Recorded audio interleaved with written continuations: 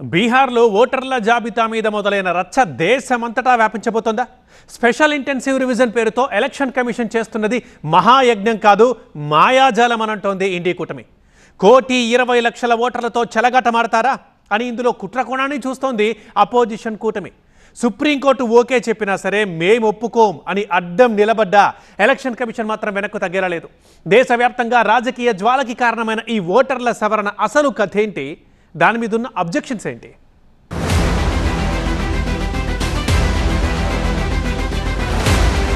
ఓటర్ల జాబితాను భారీగా సవరించే మహా ప్రక్రియ స్పెషల్ ఇంటెన్సివ్ రివిజన్ SIR. దీంతోనే ఇప్పుడు దేశవ్యాప్తంగా రాజకీయ రచ్చ రాజుకుంది. అక్టోబర్, నవంబర్లో బీహార్లో అసెంబ్లీ ఎన్నికలు రాబోతున్నాయి.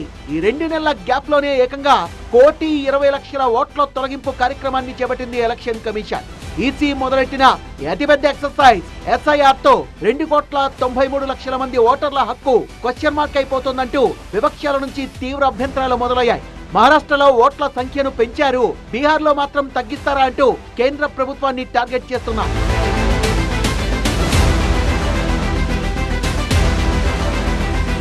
అసలేంటి SIR?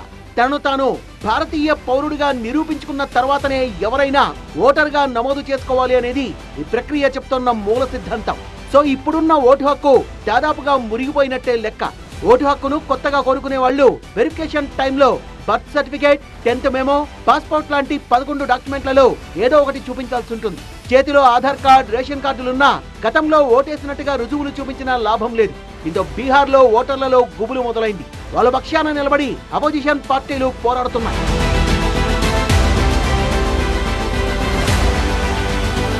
మన దేశంలో ప్రతి అధికారిక ప్రక్రియలోనూ ఆధార్ కార్డు చెల్లుబాటు అవుతుంది అని ఓటర్గా రిజిస్టర్ కావడానికి మాత్రం ఆధార్ కార్డు చెల్లకపోవడం ఏంటి?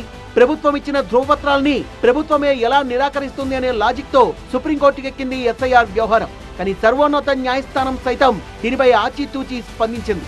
ఎలక్షన్ కమిషన్ కమిట్మెంట్ ను, అధికారాల్ని సమర్థిస్తూనే SIR అమలు చేసే టైమింగ్ ని, విధానాన్ని ప్రశ్నించింది సుప్రీంకోర్టు. మరో 2 నెలల్లో ఎన్నికలు రాబోతున్నాయి. ఈలోగానే ఓట్ల జాబితా సవరణ ఎలా సాధ్యమవుతుంది? పైగా బీహార్ ఎన్నికలకు ముడిపెట్టి ఇంత హడావుడిగా చేపట్టాల్సిన అవసరం ఏంటి? మీరడిగిన 11 ధ్రువపత్రాలు లేని వాళ్ళు ఓటు హక్కును కోల్పోవాల్సిందేనా? ఆధార్, రేషన్, ప్రస్తుత ఓటర్ ఐడి లాంటివి కూడా వెరిఫికేషన్ లో అనుమతించే విషయాన్ని పరిశీలించలేరా అని సావధానంగా స్పందించింది సుప్రీంకోర్టు. ప్రస్తుతానికి జాబితా సవరణపై స్టే విధించబోమని తేల్చేసింది కూడా.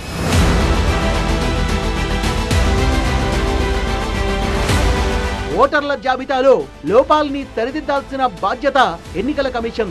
ఇన్నేళ్లలో మన దేశం నుంచి విదేశాలకు వలస వెళ్లిన వాళ్ళు, మన దేశంలోకి అక్రమంగా వలస వచ్చిన వాళ్ళు లక్షలాది మంది ఉన్నారు. అటువంటప్పుడు ఓటర్ల జాబితాలో మార్పులు చేర్పులతో ఏరువేత షురూ చేయాల్సిన అవసరం ఉంది కదా అంటోంది ఎన్నికల సంఘం. మేము SIR ద్వారా సేకరించిన డ్రాఫ్ట్ ఓటర్ లిస్టును మీ ముందు పెడతాం, మీరు ఒప్పుకున్న తర్వాతనే తుది జాబితాను ఖరారు చేస్తామని సుప్రీంకోర్టుకు మాటిచ్చింది కేంద్ర ఎన్నికల సంఘం. కానీ ఓటర్ల జాబితా సవరణ ప్రక్రియను విపక్ష ఇండి కూటమి తీవ్రంగా వ్యతిరేకిస్తోంది.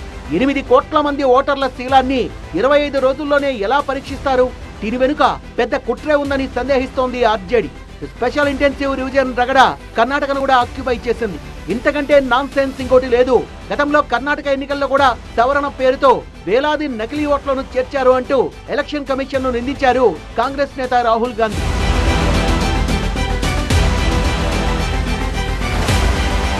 ఓటర్ల జాబితా ప్రత్యేక సవరణపై వస్తున్న విమర్శలకు ఎమోషనల్ గా స్పందించింది కేంద్ర ఎన్నికల సంఘం.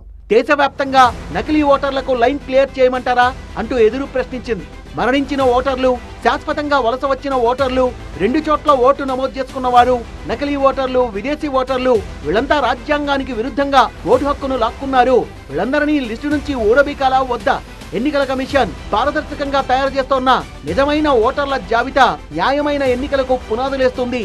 దేశ పౌరులంతా రాజకీయ ఉద్దేశాల్ని పక్కకు పెట్టి లోతుగా ఆలోచించాలి అని సిన్సియర్ గా అప్పీల్ చేసుకుంది ఈసీ.